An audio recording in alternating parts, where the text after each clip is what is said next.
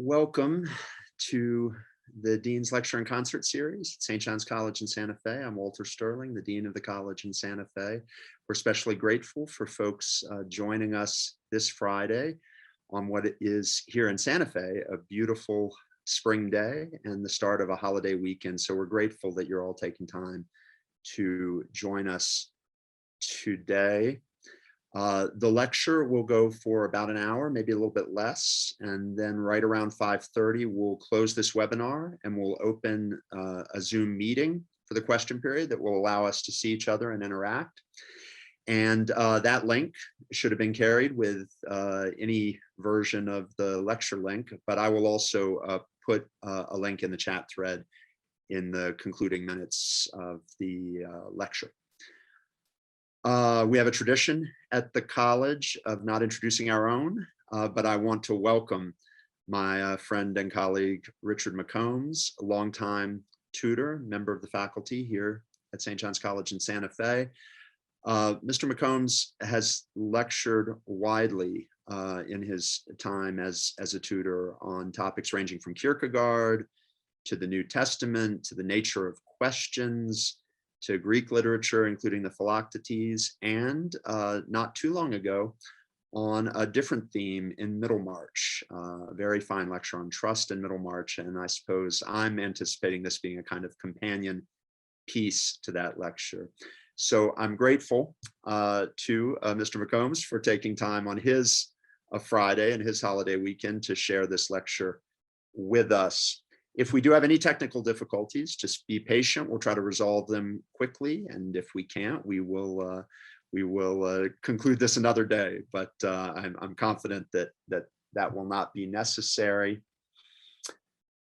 And with that, given that we're going into this lovely holiday weekend, I don't want to squander any more of your time. I want to get right to it. So please join me in welcoming Richard McCombs, whose lecture today is titled George Eliot's Modern Saint Teresa. Mr. McCombs. Thank you, Mr. Sterling, for that introduction, and thank you everyone for attending today. And I think I'll get started right away. Some purists argue that true art exists only for its own sake, that true art has no moral, political, or pedagogical purpose. According to this theory, the intention to teach or to be edifying spoils art. This idea of art may not dominate contemporary aesthetics, but it finds favor with many artists and critics. There are, however, notable opponents of philosophy of art, George Eliot, for example. It is hard to find a great modern artist who is more opposed to the idea of art for art's sake than she is. She does a lot of teaching in her novels, and these novels would have been annoyingly preachy if they were not so artful. She gets away with teaching a moral message in her stories because the art in them is so great. But to speak this way implies that art and morality are perfectly distinct, when Eliot suggests that they are or should be intimately connected. She does this, for example, when she compares the saintly heroine of her greatest novel to a poem, and when she shows this heroine achieving her moral purposes with the sublime art of love that is both morally and aesthetically beautiful. Eliot explicitly states that her writing is guided by a desire to enrich the lives of her readers. Consider the following passage. The inspiring principle which gives me courage to write is that of so presenting our human life as to help my readers in getting a clearer conception and a more active admiration of those vital elements which bind men together and give a, what do they give? Sorry, I just have a little technical difficulty here. And give a higher worthiness to their existence. Thus, Eliot states that her purpose as a writer is to give her readers is to help her readers admire and understand vital things that give great worth to human existence. Of all things that bind human beings together and give a higher worthiness to their lives, Eliot thinks that love is the greatest. Not romantic love, but the kind of love that wants to help people, something like love of one's neighbor, as described in the New Testament, though Eliot herself is definitely not a Christian. In this lecture, we will look together appreciatively at Eliot's praise of love. In other words, this lecture aims to praise Eliot's praise of love. Eliot writes that amid all the considerable trials of existence, men and women can nevertheless greatly help each other, and while we can help each other, it is worthwhile to live. This passage is talking about love, since it is because of love that people desire to greatly help one another. And what the passage claims is that love's activity of helping gives sufficient worth to human life. Given that love desires to help people, the question arises, what does helping people require? Are good intentions enough? Sometimes people are helped merely by knowing that another person loves them and sincerely wants to do good to them. Sometimes the help that love gives is unskilled labor. So half of love is just showing up. Many parents who are not wise, but who dedicate themselves to the work of parenting, do more good and less harm to their children than wise but neglectful parents. Would you rather have deeply loving parents who are not fools, or Socrates for a father who had a kind of wisdom, but seems to have egregiously neglected his children? Be that as it may, even if good intentions faithfully put into practice are sometimes enough, it is obvious that all too often they are insufficient. Therefore, people who love others should desire the wisdom and skill to do good to those they love, and should strive to learn the wisdom and acquire the skill that can help them achieve love's purposes. In other words, a vigorous striving for art and science is essential to love. Eliot agrees that love needs art when she claims that nature is indifferent to human suffering, and that woman has an art which mends nature. Eliot indicates that this art is love and writes that its function is to mitigate the harshness of all fatalities. That is, the function of love's art is to lessen the suffering that fate or necessity imposes on human beings. Why does woman in particular have this art? It is owing to her fate. According to Eliot, it is because woman has inherited from biological evolution the worst share in existence. Because of her sufferings at the hands of nature and of men, woman devised an art to lessen the sufferings of human beings. Therefore, necessity is the mother of woman's art of love. Thus, in addition to love's positive goal of creating meaningful community, love's second goal is to reduce human suffering.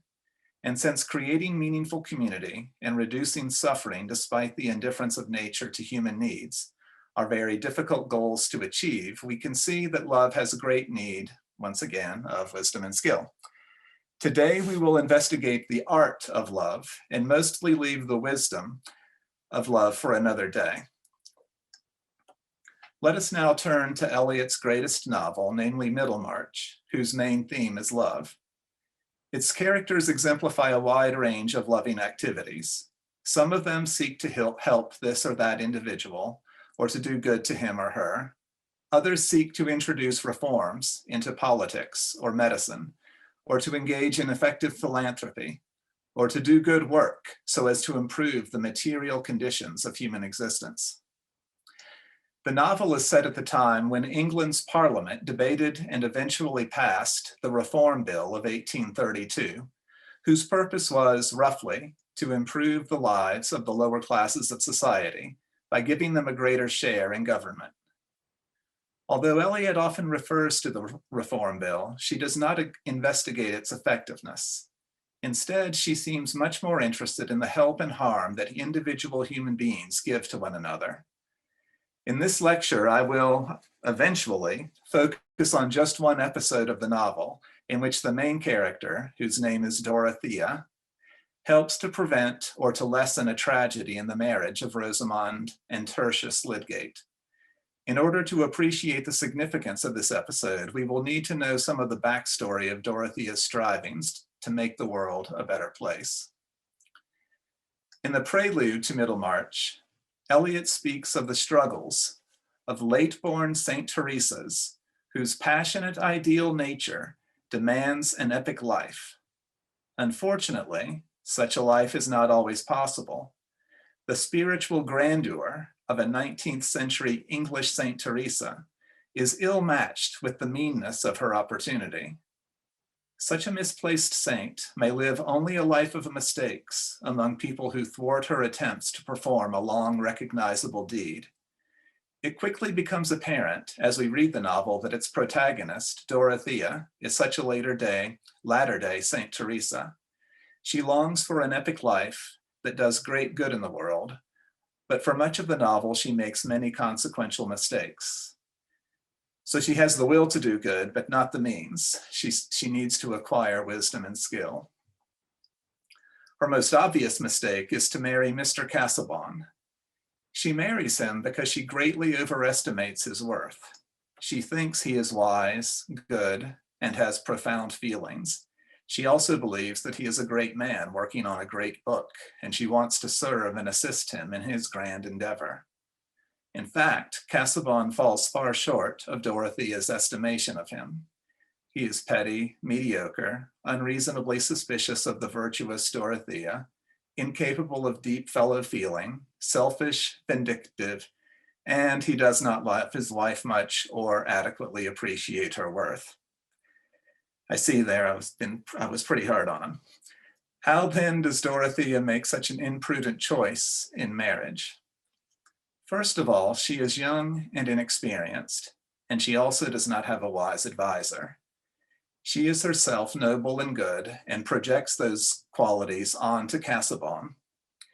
She is more trusting than suspicious, and therefore ready to believe the best of other people. She has deep feelings, and therefore is greatly moved by the grand possibilities that Casaubon represents for her.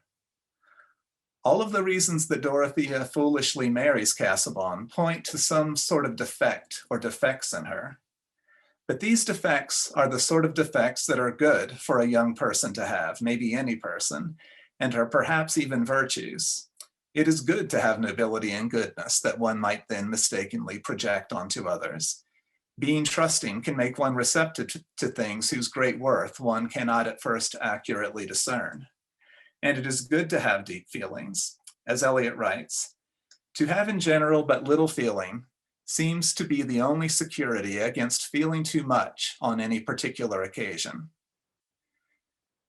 Dorothea is vulnerable to feeling too strongly about Casaubon because she has an admirable wealth of feeling. All of her virtues, that are also sometimes vices, will prove crucial to her acquiring the art of love. There is perhaps one other fault that leads Dorothea to wed Casaubon. She wants to be connected to greatness, and this desire might involve a sort of blameworthy vanity or pride. But this desire to be connected to greatness also has its virtuous aspect in the case of Dorothea, for she desires the good so much that she also desires the greatness that would enable her to do great good. The end of chapter 1 of Middlemarch points to a serious fault in Dorothea when it says that her younger sister had always worn a yoke. It is Dorothea who imposed this yoke. As we read the novel, it gradually becomes clear just how great a crime it is to burden a fellow human being with a yoke, and that yoking is the antithesis of love. Many people in the novel impose yokes on others, and they are described as vampires, tyrants, and despots, or are said to want to enslave others. One of these despots commits a murder near the end of the novel. Eliot writes of this character that imperious will stirred murderous impulses towards another human being. Thus, one character's desire to hold empire over another created an effective desire to murder him when the other did not submit to his domination. Near the beginning of the novel, Dorothea is sometimes shown attempting to tyrannize her younger sister, but she is quickly cured of this despotic streak. A large part of this cure is her experience of her husband's efforts to dominate her. Dorothea is also guilty of moral stupidity. Eliot writes the following: "We are all of us born in moral stupidity, taking the world as an udder to feed our supreme selves. Dorothea had early begun had early begun to emerge from that stupidity, but yet it had been easier for her to imagine how she would devote herself to Mr. Casaubon and become wise and strong in his strength and wisdom, than to conceive with that distinctness, which is no longer reflection but feeling, an idea wrought back to the directness of sense, like the solidity of objects, that he had an equivalent center of self, whence the lights and shadows must always fall with a certain difference. That's a beautiful sentence, but I see it's hard maybe to follow when it's just being read aloud. All right, so moral stupidity means using the world merely for one's own selfish purposes. In order to emerge from this stupidity, we must understand and feel, in a perfect synthesis of thinking and feeling, that other people are just as much selves as we are. Mere understanding is not enough. We must feel that others are selves in order to be willing to treat them as such. Eliot's name for feeling and understanding that other people are selves is sympathy. When we have sympathy for others, then we generously allow them to be different from us and do not try to impose on them a yoke whose purpose is to deny their selfhood and enslave them. Dorothea's moral stupidity has harmful consequences. She unreasonably expects Casaubon to conform to her conception of him. She fails to imagine what it is like to be him, and thus she does not understand him. And she fails to pity him as he deserves and as Eliot herself pities him. But we should bear in mind that Dorothea is a saint in the making, and that she emerges faster and more thoroughly from her moral stupidity than almost all other people do. One reason for her emergence is that she tends to experience the world like a poet. That is, her thinking is permeated by feeling. Therefore, she is only a short step from that passionate understanding of other people that Eliot calls sympathy. Another reason for her emergence is that, as Eliot says, the idea of some active good within her reach haunted her like a passion. Dorothea yearns so much to do some active good that she wholeheartedly dedicates herself to this task and is willing to make sacrifices in order to accomplish it. She is also willing to think critically about herself and to change her behavior on the basis of what she learns from honest self-examination. And finally, as I said earlier, she herself suffers under the yoke of her husband, and she learns about the evils of despotism from that cruel treatment. Dorothea's experiences in the novel help her to grow in other ways. She begins by desiring greatness, but she learns to appreciate amelioration. That is, she sees the worth of trying to make things a little better. For a little better is better than not better at all, and often the necessities of life allow only small improvements. Perhaps being powerless for so long prompted her to see that great things are not often possible, so that a loving person must sometimes settle for minor improvements. Dorothea has also learned from the sorrows of her marriage what it is like to submit her judgment to someone who is not wise and good. This experience seems to have helped her to learn to trust her own judgment and to be willing to act for the good, even when advised against it by credible authority. I don't mean, by the way, that she becomes generally defiant and rebellious, but that she ceases automatically to assume that established authority is correct when she disagrees with it and when she wants to do some good. Perhaps another aid to her learning to trust herself is that the intelligent Will Latta's law takes her and her ideas seriously.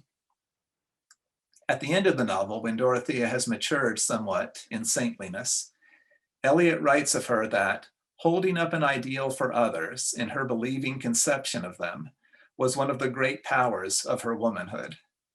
This is to say that Dorothea believes the best of other people, or believes in their possible perfection, and expresses this belief so that others are encouraged to do and to be their best.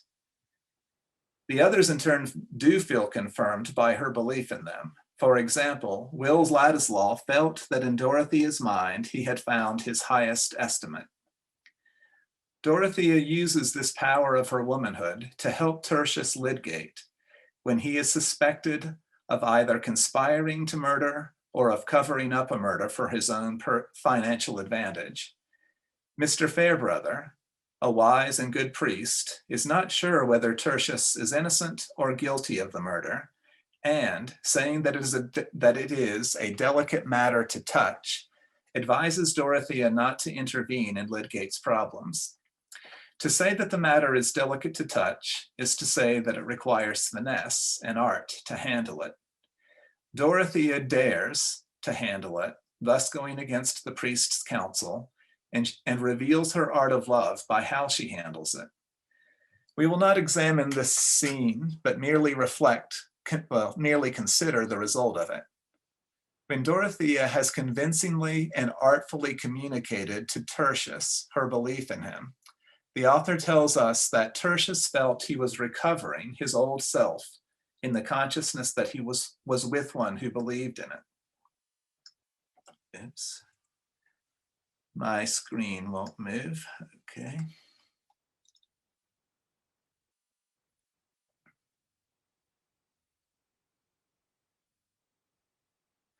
Okay, sorry. So Tertius felt that he was recovering his old self in the consciousness that he was with one who believed in it. We could read the clause, he felt he was recovering his old self, as a mere figure of speech. But I think it is better to give the words their full weight. Recall that Eliot tells us that emerging from moral stupidity means thinking and feeling that another person has a self on a par with one's own. With this passage in mind, we can conclude that by believing in Tertius and communicating that belief, Dorothea helps him to save his self, which is the very center of his selfhood. I realize now maybe I should add that in order to convince Tertius that she believes in him, Dorothea requires great art. The scene is quite moving and she's very convincing. Okay, where are we? In trying to understand the nature of love according to Eliot, we should combine these two ideas that we have been discussing, namely, the idea that love does not try to dominate other people, and the idea that love can hold up an ideal for other people so as to inspire them to grow. There's some tension between those two things.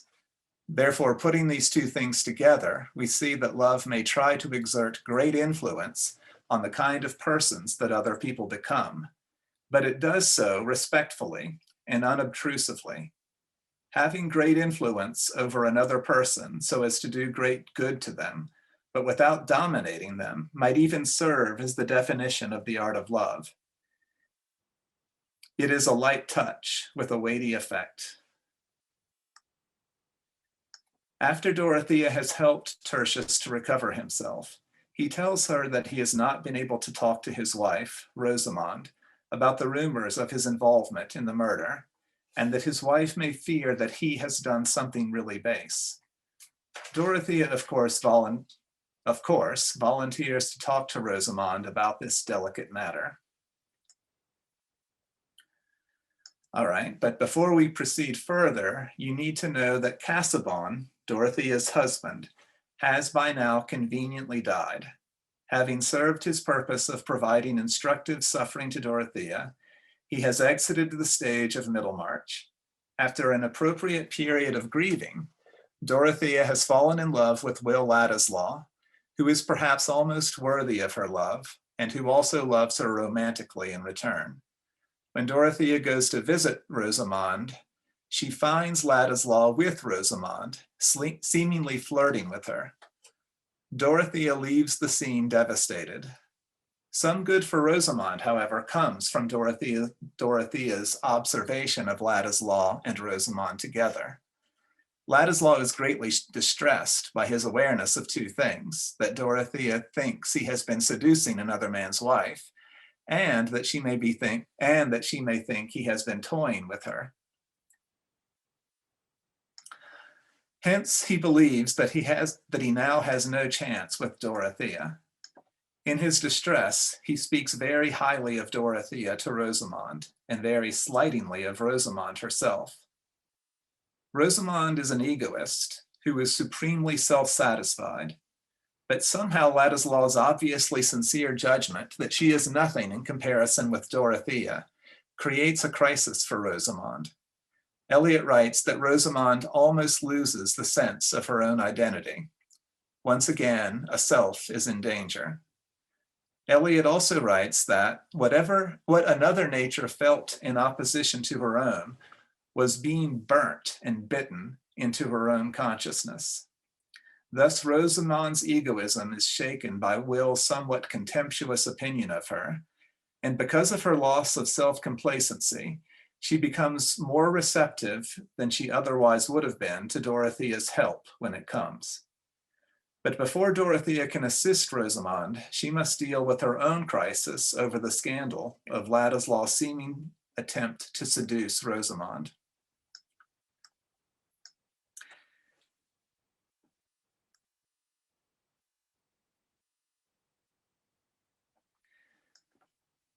In order to appreciate the assistance which Dorothea gives to Rosamond, we must first see the difficulty of helping that egoist.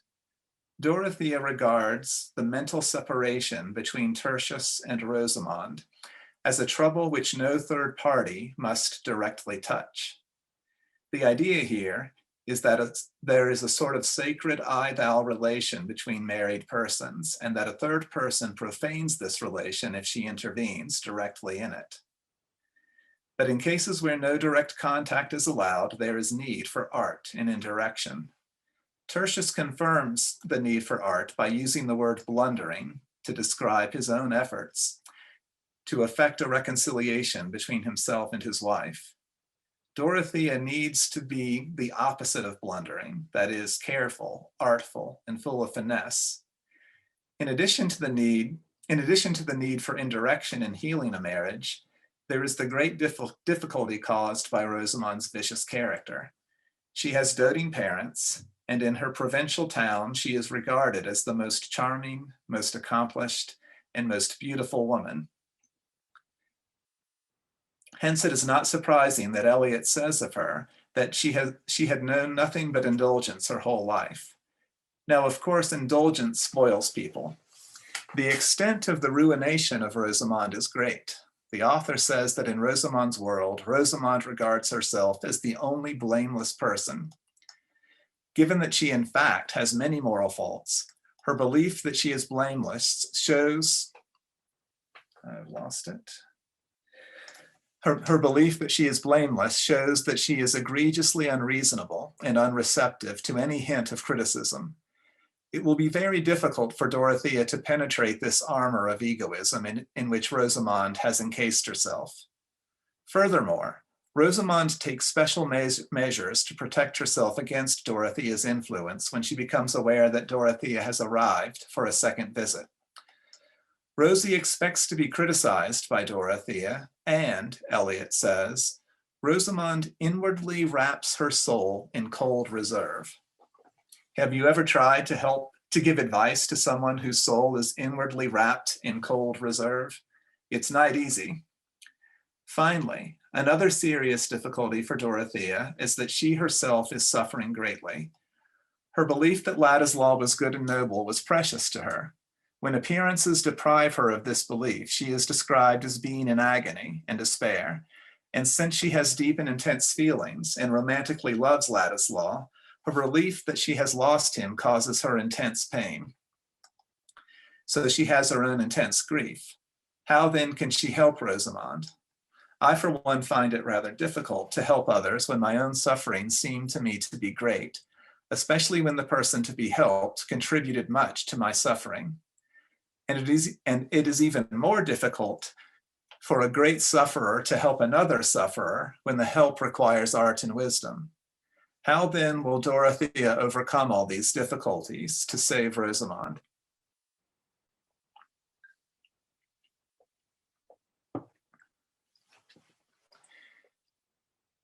In her dark night, after walking in on Rosamond and Ladislaw, Dorothea struggles with what Eliot calls jealous, offended pride. All three words are important. as most people would be jealous, offended, and proud in her situation. But it is also important that she struggles with these faults and starts struggling with them very quickly. As she struggles, she forces herself to think of the needs of others, especially those of Rosamond. Her striving helps her to become aware that she is not the only person who is suffering. As a result, Eliot says, vivid sympathetic experience returned to her as a power. This artful power will enable her to understand Rosamond enough to help her. Then Dorothea asks herself, what should I do? How should I act now, this very day, if I could clutch my own pain and compel it to silence and think of those three? It is noteworthy that Dorothea asked not only what she should do, but how she should do it. To ask how she should act indicates awareness of the need for art, her awareness of the need for an indefinably manner of speaking and acting. Next, Dorothea looks out of her window. It has a beautiful and sympathetic vision of the world. By means of this vision, she feels that she is a part of that involuntary, palpitating life. She could neither look out on it from her luxurious shelter as a mere sinner, nor as in selfish complaint. It is interesting that I see a little sign that says my internet connection is unstable. Mr. Sterling, am I audible? Coming through a little bit choppy, but mostly audible. You're doing okay. Let's see how it All right. Sorry for the trouble. Let me know if it becomes too big a problem. You sound fine right now. Okay, thanks.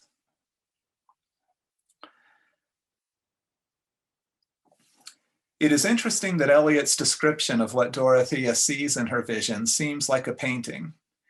There is something artistic in her vision, but although her vision is artistic, it is not theoretical or disinterested, but moves her to act for the good of others. This is the kind of altruistic art that Eliot aims at in her own writing. Finally, Eliot writes that Dorothea made up her mind that she would make as quietly and unnoticeably as possible her second attempt to see and save Rosamond. Dorothea is aware that saving Rosamond is a tall task, and that saving her requires seeing or understanding her. Dorothea's determination to be quiet and unnoticeable points both to humility and to art. In humility, she does not want to put the emphasis on herself, but on Rosamond. And to act unnoticeably is to act artfully. We easily see how things are done clumsily, but it is hard to discern sublime art at work in a difficult task performed with seeming effortlessness. Let us now turn to the meeting of Dorothea and Rosamond in chapter 81. I'm struck by the fact that more than half of this very moving scene consists in the author telling us things. By telling us things, I mean authorial commentary. That is, the author is describing the appearance, thoughts, and feeling of her characters and interpreting these things for us. So the author tells us a great deal in chapter 81, and in doing so, she flagrantly violates the well-known rule of fiction, show, don't tell. According to this rule, an author should reveal her meaning mainly through the words and deeds of her characters, and through the manner in which her characters act and speak, and not by explicitly and directly telling us her meaning. This rule is a good one when practiced wisely and in moderation, but recently I think people tend to make too much of it. Many great older authors like Tolstoy and Eliot flout this rule fairly often, and I am happy that they do, because they tell very well. Can you imagine meeting the wisest person in the world and asking him or her not to tell you important things, but only to show you them? That would be a strange fastidiousness. There are things that are best told and things that are best shown. Times when something is best told and times when it is best shown. And a great author is someone who shows what should be shown at the time in the right way, and tells what should be told at the right time and in the right way. Moreover, obviously, there can be art not only in what an author shows, but also in how she tells. Eliot's prose style is so excellent that her telling is more beautiful, more expressive, more effective, and therefore more artful than almost all the showing in the novels of authors who write under the banner of showing. Eliot describes in great detail how Dorothea appears when she visits Rosamond, and this description greatly contributes to the power of the scene. Rosamond herself is quite sensitive to appearances. Therefore, Dorothea's facial expressions, her tones of voice, and even her new bonnet are crucial to Dorothea's ability to do good to Rosamond. The bonnet most important of all. After Dorothea speaks her first words to Rosamond, Eliot comments on them thus: "The cordial, pleading tones which seemed to flow with generous heedlessness above all the facts which had filled Rosamond's mind as grounds of obstruction and hatred between her and this woman, came as soothingly as a warm stream over her shrinking fears. Of course, Mrs. Casaubon had the facts in her mind, but she was not going to speak of anything connected with them. The relief was too great for Rosamond to feel much else at the moment. She answered prettily in the new ease of her soul." And this is her answer: "I know that you have been very good. I shall like to hear anything you will say to me about Tertius." This passage in which Eliot tells us things is quite artful and beautiful, and it convincingly describes how Dorothy's graciously loving manner puts Rosamond at ease and makes her receptive to hearing what Dorothea has to say to her. Rosamond begins determined not to listen to Dorothea, and is preoccupied with her reasons for objecting to nearly everything Dorothea might say. But, as Eliot tells us, Dorothea's cordial and pleading tones, not her words but her tones, win over Rosamond. These cordial tones circumvent all of Rosamond's prepared objections in order to find a way into Rosamond's heart. What a wonderful instance of telling. How delightful it would be if more authors showed less and told us things as well as Eliot does in this passage. She tells so well here and elsewhere that it might even be said that she breaks down the distinction between showing and telling. By art, she almost transmutes showing into telling. In parts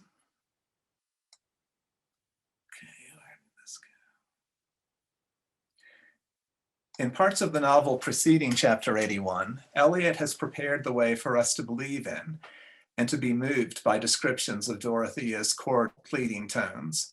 For example, Dorothea has been called a poem, that is, something in which thinking and feeling perfectly united. She thinks what she feels, and she feels what she thinks. Dorothea also has twice been compared in Middlemarch to something I meant to look up the pronunciation of, an Aeolian harp, which is a sort of music instrument played not by a person, the wind. This comparison is apt because Dorothea is an artist, not of painting or of poetry, but of life. She makes a sort of music in life by beautifully responding with feeling to the world around her.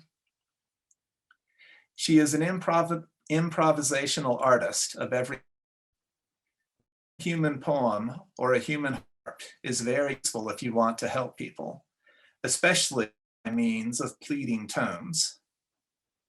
Dorothea is so bent on helping other people, she is so sincere in desire good, that her face and tones naturally express her purpose. She feels so strongly that she must help Rosamond that her love is naturally revealed in the lines of her face and in the modulations of her voice as she speaks to Rosamond.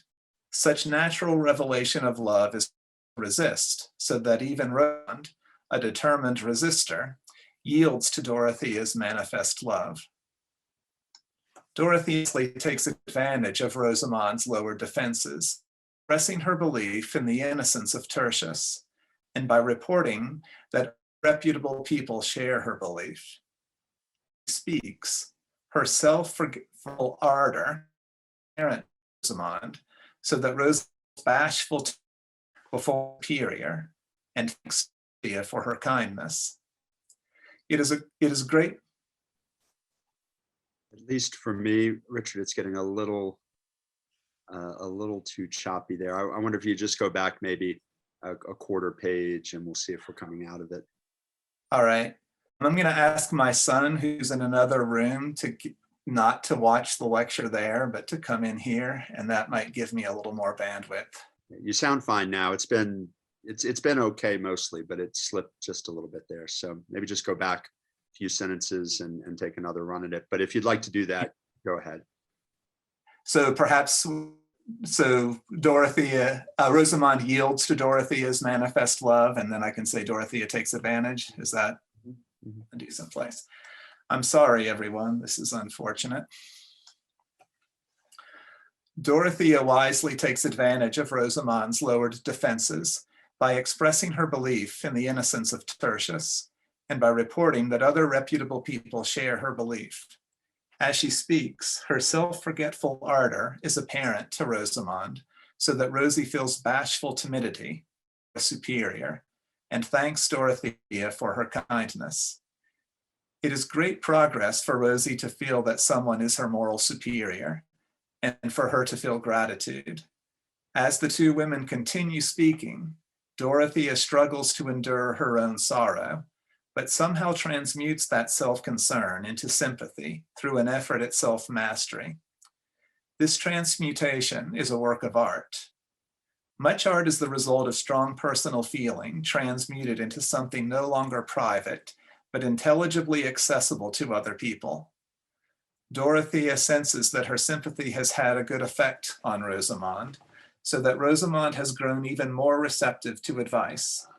Therefore, when Rosie criticizes Tertius, Dorothea counters by teaching Rosamond that her marital troubles are due not to defects of character in Tertius, but to the nature of marriage, which requires compromise, forbearance, and sacrifice. Dorothea even goes so far as to give a little speech encouraging Rosie to struggle against her egoism, though without using that offensive word. Dorothea has brought Rosie a long way in a short time. 1 hour before this, Rosie would have been utterly unreceptive to a message about the need to work and suffer in order to make a marriage flourish. By the way, just as Dorothea artfully times her advice about marriage, giving that advice after she has shown so much love to Rosie, so Eliot has an artful sense of timing that informs her when to tell us something rather than to show it. She weaves a beautiful tapestry of which the warp is telling and the weft is showing. When the two women's shared grief reaches its highest,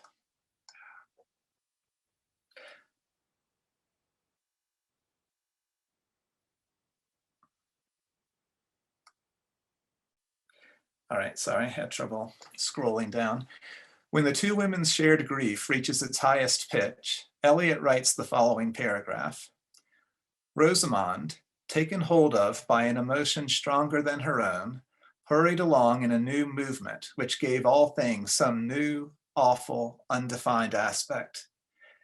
Rosamond, that is, could find no words, but involuntarily put her lips to Dorothea's forehead, which was very near her, and then for a minute the two women clasped each other as if they had been in a shipwreck. When Rosamond is seized by an emotion stronger than her own and given a new vision of things, it is as if she is in the grip of a great work of art, in this case, a living, moral work of art. She expresses love for Dorothea by kissing her, without thinking what she is doing, and when they clasp one another as if they had been in shipwreck, Rosamond experiences loving fellowship for perhaps the first time in her hitherto self-centered existence. This is the best moment of her life, because she is in loving communion with another human being. Moved by this loving fellowship with Dorothea, Rosamond volunteers the important information that Ladislaw never loved her, that is Rosamond, but had always loved Dorothea, and she confesses that the appearance of an affair between her and Ladislaw was her fault. This is a momentous change in Rosamond for her to take the blame for something so weighty, because for her whole life she had always thought that she was the only blameless person in her world. Dorothea then tries to win some sign that Rosamond's affection was yearning back towards her husband. Not for a second does Dorothea indulge in the pleasure of her fellowship with Rosamond, as I would have done if I could do what Dorothea could do. But instead, she tries to channel Rosamond's new love back toward Tertius. The results are modest. Rosamond replies by asking, "Tertius did not find fault with me then?" This does not seem very loving, but Rosamond's words show at least that she is thinking with concern about her husband and that she is fearful that he might be blaming her. After Dorothea has left and Tertius is talking with Rosamond, he asks her what she thinks of Dorothea. She replies as follows, "I think she must be better than anyone, and she is very beautiful. If you talk to her so often, you will be more discontented with me than ever."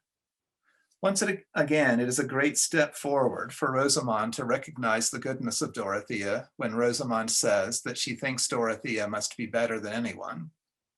The conversation between the Lydgates continues in this way.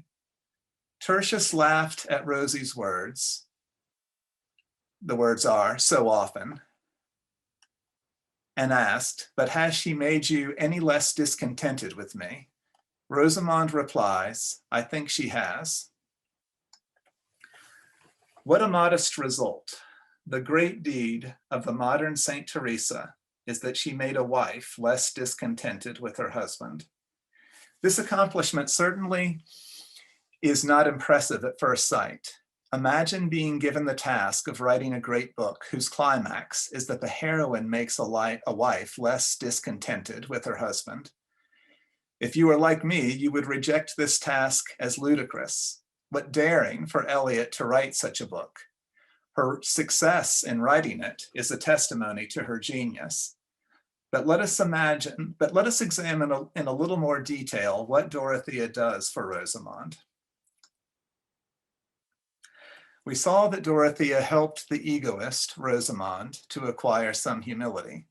Rosie admitted to herself that Dorothea is superior to her. She voluntarily accepted blame in talking to Rosamond about her relation with Ladislaw. She experienced and participated in a moment of loving fellowship with Dorothea. She had the opportunity to learn from Dorothea that marriage is necessarily difficult, and that in order to improve her marriage, she must struggle against selfishness and unrealistic expectations. And in the epilogue of the book, we learn that Rosie preserved a religious remembrance of Dorothea and of the aid which Dorothea gave her in the sharpest crisis of her life. As a result of what Rosamond learned from Dorothea, she did not commit a second indiscretion against her marriage. I didn't go into that, but she did have a small indiscretion. But Eliot tells us the reformation of Rosamond's character does not go very far. She does not become virtuous or reasonable. And yet, it seems to me that the help that Dorothea gives to Rosamond is not a small accomplishment, even if it is not a spectacular world historical triumph. If we hanker for more than this, then perhaps we are more like the immature Dorothea with their unrealistic desire for great things. Perhaps we should think that making the world a little better through loving others artfully is a worthy goal that makes life worth living. In any case, we must admit that Dorothea gave Rosamond the opportunity to be saved, to be fundamentally changed, and to become a good and loving person. And maybe that is as much as one adult can do for another adult who is spoiled and unrealistic. If Eliot had told us that Rosamond deeply amended her life and became a new person, that unrealistic ending may have given us a cheap thrill, but would not have fortified us for the difficulties of life. If you want to see how Eliot handles the conversion of someone who is spoiled and unreasonable into a prudent and somewhat virtuous person, then read her novel, Daniel Deronda. In that book, such a conversion is one of the two main themes, and we see the slow and painful progress of a person from darkness to light. That novel does not merely report that someone's character was amended, but artfully shows us over the course of hundreds of pages the process of amendment. Dorothea's unspectacular victory fits well with a theory of art that Eliot explains in another novel, whose title is Adam Bede. In that novel, the narrator says the following: "Depend on it, you would gain unspeakably if you could learn with me to see some of the poetry and the pathos, the tragedy and the comedy, lying in the experience of a human soul that looks out through dull gray eyes and that speaks in a voice of quite ordinary tones." Eliot wants us to learn to see and feel profound meaning in events of ordinary life that no historian would deem worthy of recording. Dorothea's meeting with Rosamond is just such an event, and Eliot aims to teach us to see the poetry and pathos in that meeting and in similar encounters in our own lives. In Middlemarch itself, Eliot writes the following: "If we had a keen vision and feeling of all ordinary human life, it would be like hearing the grass grow and the squirrel's heart beat, and we should die of that roar which lies on the other side of silence. As it is, the quickest of us walk about well wadded with stupidity." With this passage in mind, we may conclude that the climax of Middlemarch is an event of ordinary life in which one person artfully helps another, and that one purpose of this episode is to help us acquire a keen vision of and feeling for the poetry of ordinary life, so that we may begin to peel away the wads of our own moral stupidity.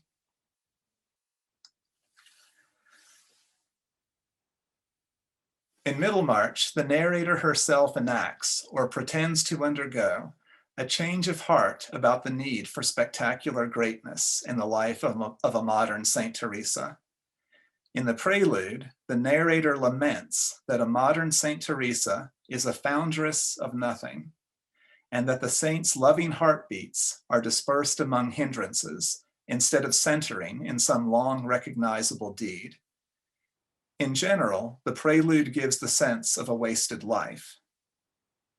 The finale of the novel, or epilogue, repeats some of the things said in the prelude, but with an important difference.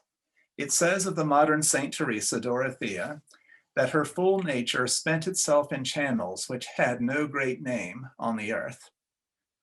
Once again, we might suspect that the author is talking about a wasted life, but it is not so. For instead of saying that Dorothea's efforts are dispersed among hindrances, the narrator says that the effect of Dorothea's being on those around her was incalculably diffusive. The words dispersed and diffusive have almost the same meaning, except that the word dispersed implies a squandering of potential. Unfortunately. And the phrase incalculably diffusive implies a beneficial effect that extends so far that it is hard to determine its limits. It is as if Dorothea is being likened to the god of Plotinus, the One, which by diffusion or emanation brings about the cosmos. For the narrator does not say that Dorothea's actions have an incalculable effect, but that her very being is incalculably diffusive. It is as though Dorothea does not even need to act in order to do good in the world. Perhaps what Eliot means is that Dorothea's actions are a perfect expression of her being, or perhaps of herself. And if her actions perfectly express her being, then we might say that they are perfectly artful, that no limitations of technical skill impede the expression of her being, or of herself, or of her loving purpose. We might also say that her influence on the world transcends art, since her influence proceeds directly through her being without the mediation of her actions. Of course, this is an exaggeration, but it aptly expresses Dorothea's almost divine excellence. The narrator then goes on to write the last words of the novel, which are a beautiful proof that epigrammatic telling can be just as artful as any showing can be. If only one of us could write a novel that ended with the following epigram: "For the growing good of the world is partly dependent on unhistorical acts, and that things are not so ill with you and me as they might have been is owing to the number who lived faithfully a hidden life and rest in unvisited tombs. Thus the growing good of the world is dependent on anonymous artists of love." And thank you. I hope that was audible.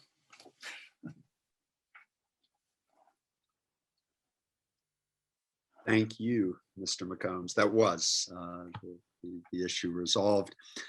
I placed in the chat thread, for anybody who needs it, a link to our lectures page at the website, which includes the link to the question period.